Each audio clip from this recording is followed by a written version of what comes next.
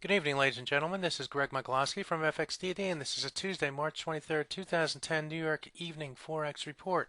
I remind everybody that trading Forex is risky and should only be done with risk capital. It will not change your lifestyle. Traders could lose all their risk capital trading Forex.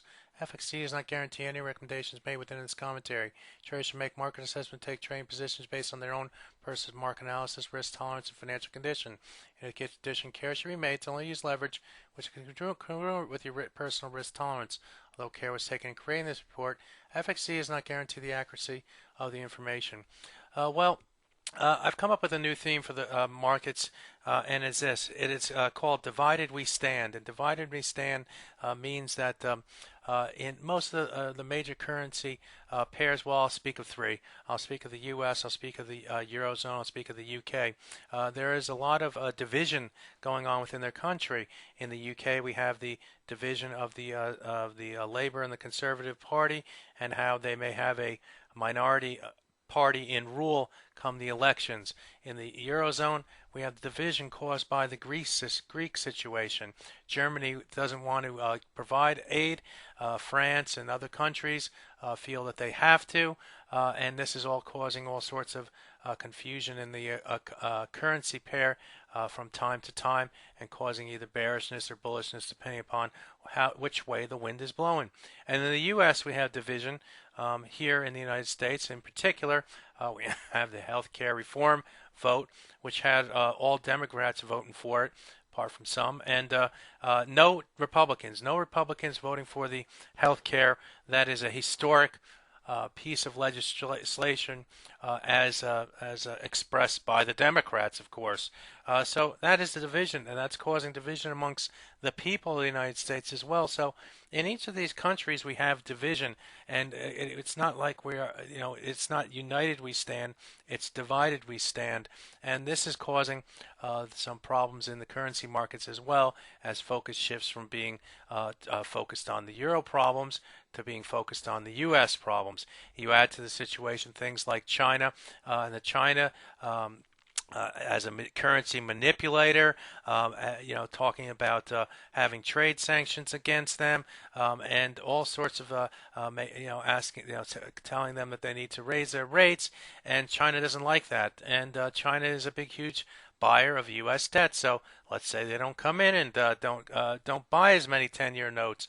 What will that do to the value of a currency? What will that do to the market apprehension? What will that do to the stock market? All these go into the big cauldron that we call the market, and has an influence on the prices of the currency pairs. So as a result, we are seeing volatility in currency pairs. We are seeing periods where the market will go up and down, where the market will non-trend, and this is all part and parcel to, I think, what we're seeing as far as some of the fundamentals that we're seeing in the various economies. So let's go in and take a look at some of the currency pairs. We'll start off by taking a look at the euro versus the U.S. dollar. And today we saw the market initially come down on concerns about the Greek situation, and then the U.S. entered the market, and we had Obama speaking about, about such great health care reform, and all that caused the euro to get more bid up. It may be that contributing to it, and maybe the fact that Greece, Germany also said that they would be supportive of a Greece initiative with France, and stand united, and so all of this may have contributed to the euro being squeezed back up to the top side. So we had like this V formation, and then we saw further moves to the downside toward the end of the day. The thing that we can say about the market is that some of our key levels did hold. We did have the support down here at 134.82. What's the significance of 134.82? I'm going to transition to the daily chart. Take a look at the 61.8% retracement of the move up from the 2009 low to the 2009 high. The 61.8% retracement came in. I'm going to zoom in here at the 134.82 level. So that's a key level, and that's a level that if we go back to the hourly chart, we can see that on the hourly chart, we did move below it during this period right here, but later on in the day, in fact later on in the New York day, Where did we come? We came right down to that level and bounced off of that level. Currently price trading at 134.99. We have resistance at 135.13. That's a level we've been looking at for quite some time here, and you can see how the market used that as support in these two bars right here, moving back to the upside. When we broke through and came back off of our lows here, where do we go? 135.13. So it's going to be a key level. It has been a key level that we've been looking at and proved to be a key level. So, and on the top side, what do we have up here? 135.70. We got to around 66 here, and the market sold off against that level on the top side. So that will be something that we'll be looking for overnight. Take a look at the 5-minute chart. And if you look at the 5-minute chart for the euro versus US dollar, we were above the 200 bar moving average on the 5-minute chart for an extended period of time. Then we started to waffle around it when the market broke through at this point right here. We went down and waffled around the 100 bar moving average, and then we moved to the downside on our way to this 82 level. We found support. Now in the last a couple hours, we have seen the market move back up to the 100 bar moving average here, and the 100 and the 200 bar moving average are starting to converge here at the 135.14 to 18 level, which is right around the 135.13 level, which is another key level that we've been looking at in the euro versus US dollar. So it's plain to see, get above 135.13, we should see higher prices in the euro. Move below the 134.82 level, should see lower prices in the euro. Let's go to the sterling versus the US dollar. This is the next major currency pair that we're concerned about, and this currency pair did see some selling on the back of weaker, well, they called it CPI, and the market then started to rebound like the euro did in the New York session, so had this nice V formation here, kind of settling in at the 150.42 level.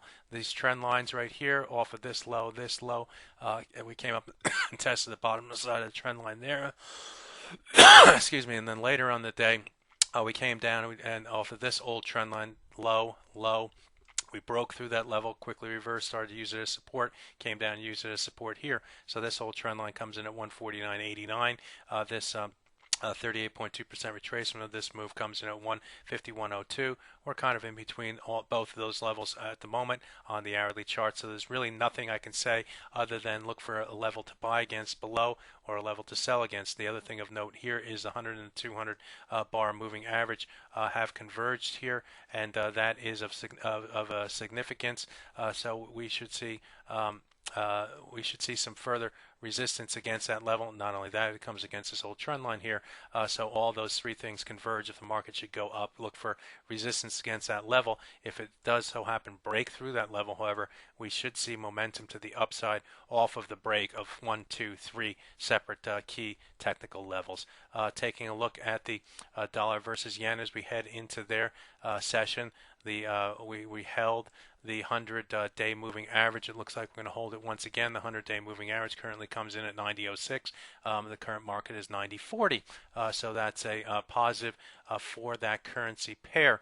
Let's go to the hourly chart and see what that is telling us. And from an hourly perspective, we've had a lot of difficulty up here at the 200-hour moving average.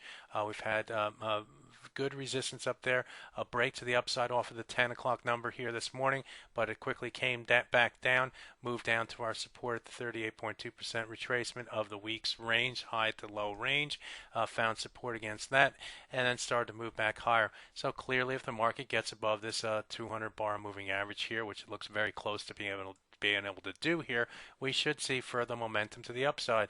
The problem is that we run into this resistance up here at the 72 to 79 level.